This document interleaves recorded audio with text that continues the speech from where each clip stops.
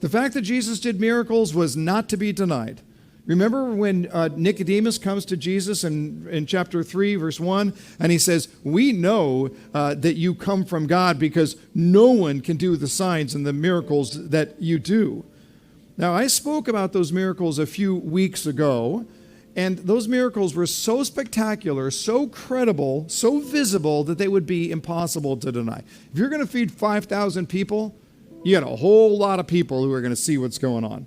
You're going to calm a storm with a lot of boats around, it's going to get the attention. I think part of the problem for us is that we don't so much see the miracles today. And if we do see them, we don't recognize them. There's probably a reason for this. I think the enemy wants us to believe in coincidences, or good luck, or worst of all, self-sufficiency, like I did that. And the goal here would be to take God's hand out of the picture. Now look, I'm not suggesting that you need to run onto Instagram when you get a good parking space at Rayleigh's, okay? Save us that post if you don't mind. But I do think that we would be well served to look for God even in the small miracles. Isn't it worth thanking God anyway?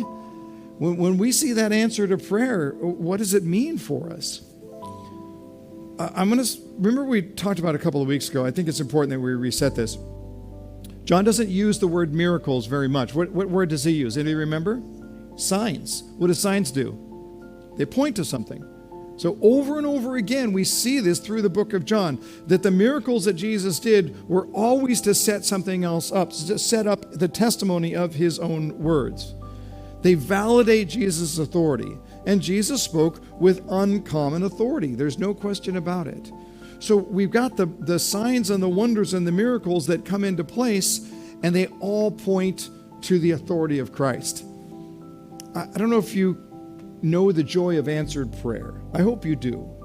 But if you know the joy of answered prayer, I want to just encourage you, don't stop with the answered prayer. Don't stop with the idea that, oh yes, Jesus, he got me that job over here. Thanks, Jesus. Oh yeah, Jesus brought Rochelle through an amazing physical trauma. Thanks, Jesus. That's great. But don't stop with the miracle.